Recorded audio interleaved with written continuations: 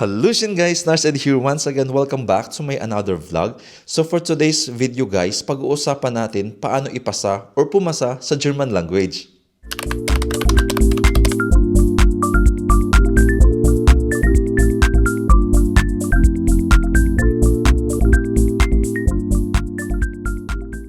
So ayun na nga guys, according sa intro ko, ang video na ito ay para paano ipasa or pumasa sa German language if ever na nag-aaral ka ngayon ng German.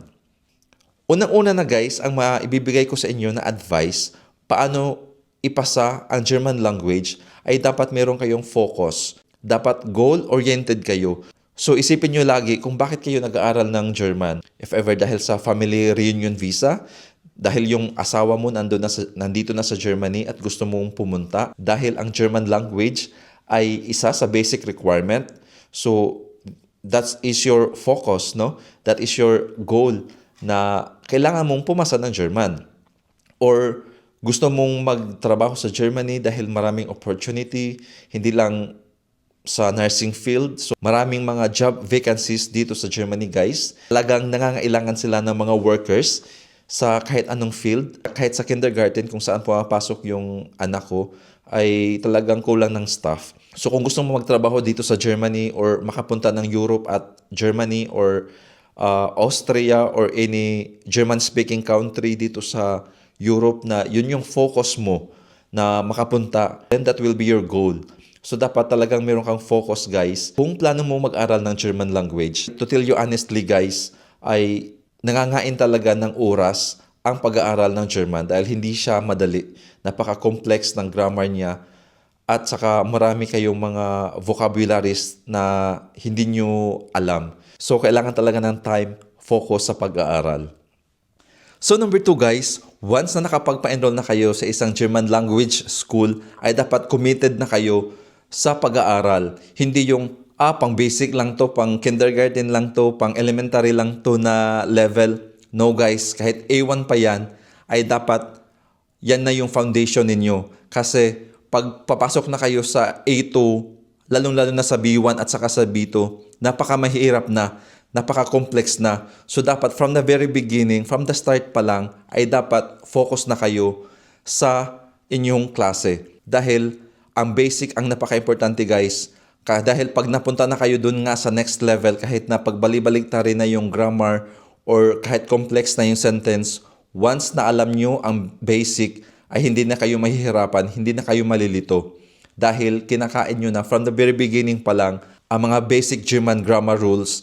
So, kahit na nakapunta na kayo ng A2 or B1, hindi na kayo mahihirapan dahil meron na kayong foundation. So, yun talagang pangalawa guys, dapat meron kayong matatag na foundation ng German language. Then, pangatlo guys, ang maisasuggest ko sa inyo ay maghanap kayo ng speaking buddy. Bakit? Dahil isa sa na-observe ko para sa lahat ng mga nag-aaral ng German, kahit na ako personally, ay yung pagsasalita. Yung kailangan mo munang mag-isip ng English na word and then i-translate mo siya into German. Tapos hindi mo kaagad siyang maibigkas ng spontaneous yung mga gusto mong sabihin. So yun yung isa sa pinakamahirap guys sa mga nag-aaral ng mapa-German man or ng bagong language. So pag meron kang speaking buddy guys, ay yung mapapractice or mahahasa yung paano ka magsalita ng spontaneous. And then pag wala ka mang mahanap na speaking buddy mo, you can talk to yourself. So harap ka sa salamin, magsalita ka, kakausapin mo sarili mo, yung ano nangyari last time, ano nangyari kahapon, or ano nangyari kanina. So para lang na ma-practice or mahasa yung pagsasalita mo ng spontaneous na walang masyadong translation sa utak mo kung paano mo sasabihin yung ganitong scenario. Then, ngayon guys, high-tech na tayo, di ba? Meron na tayong AI. So, pwede mong maging speaking buddy si ChatGPT, di ba? Pwede mo siyang maging friend na sabihin mo, okay, ChatGPT, isa kang German friend, magsasalita ako ng German, makikinig ka sa akin, tapos i-correct mo ako kung tama ba yung sinasabi ko or hindi. Diba? So, na-try ko na yan guys, si ChatGPT, na, okay, ChatGPT, you will be my friend, a German friend, and then, let's talk in German. So yun guys, maganda siyang speaking buddy pag nahihiya ka na maghanap ng real person na magiging speaking buddy mo sa pag-aaral ng German. Ang apat guys ay connected doon sa paghahanap ng speaking buddy. So every time pag nasa lesson kayo, pag tinatawag kayo ng teacher nyo na okay, sinong magsasalita, ganyan, or tinatawag ka para magsalita ng German, please huwag kang mahiya. Kahit na baliko-baliko yang or Carabao Deutsch, yung pagsasalita mo, don't be shy. It doesn't matter kung mali-mali yung pagsasalita mo, pagtatawanan ka ng mga kaklase mo, it doesn't matter guys, as long as na magsalita ka, speak.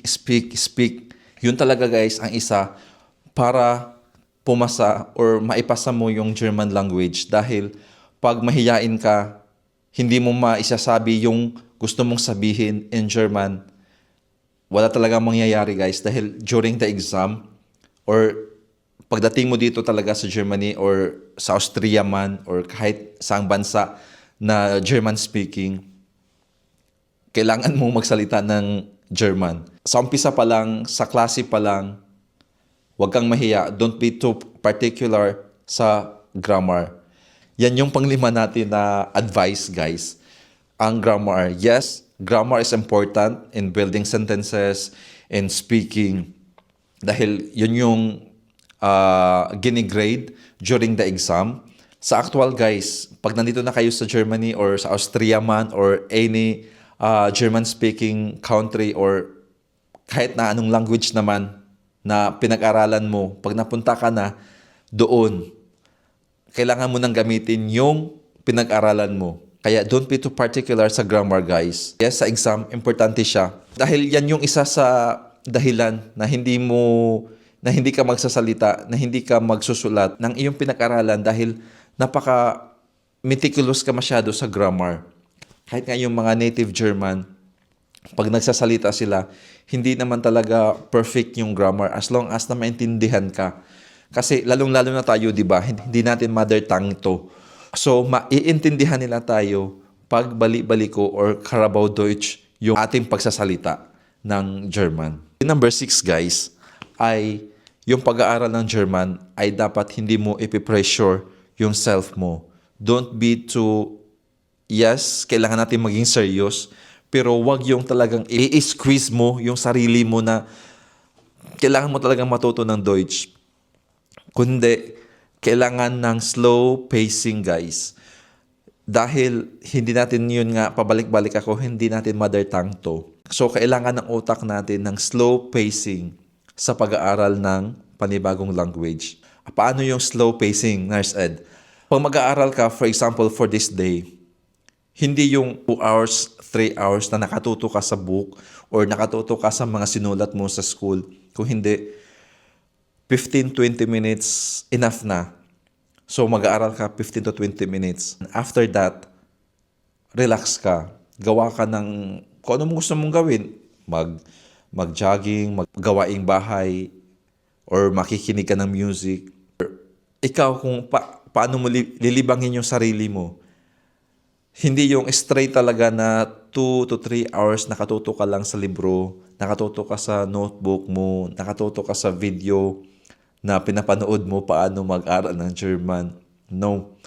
15 to 20 minutes is enough na. And then, yun, pagkahapon naman kung umaga ka, and then afternoon, yun na naman.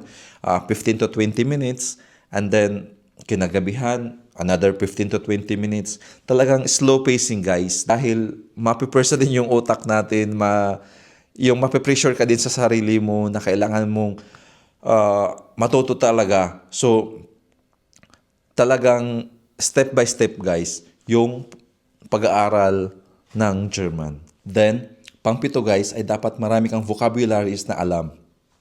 Pag kahit nasa bahay ka lang, yung mga gamit or mga bagay sa bahay nyo, dapat alam mo. So, kahit table or yung chair, paano to sa Deutsch. So, kasi sa akin, guys, dati, nung nag-aaral din ako ng German, yung mga bagay na nasa bahay, kasi dati naka-apartment lang kami ni Mrs.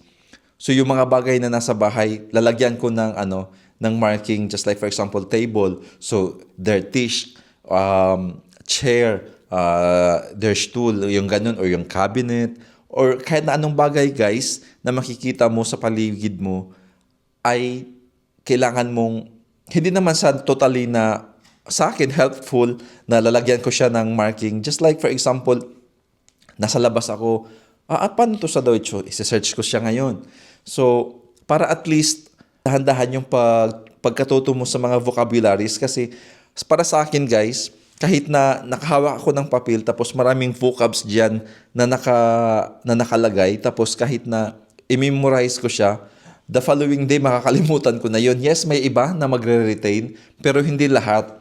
So much better yung every kilos mo tapos may nakikita kang bagay, paano to sa German, ganun. So kailangan mo siyang i-note or nasa labas ka, i-search mo siya ngayon sa apps, kung anong apps na ginagamit mo para sa mga German vocabularies. Tapos ilagay mo siya sa note mo. Then, ayun, pag natatandaan mo na, babalikan mo na naman siya.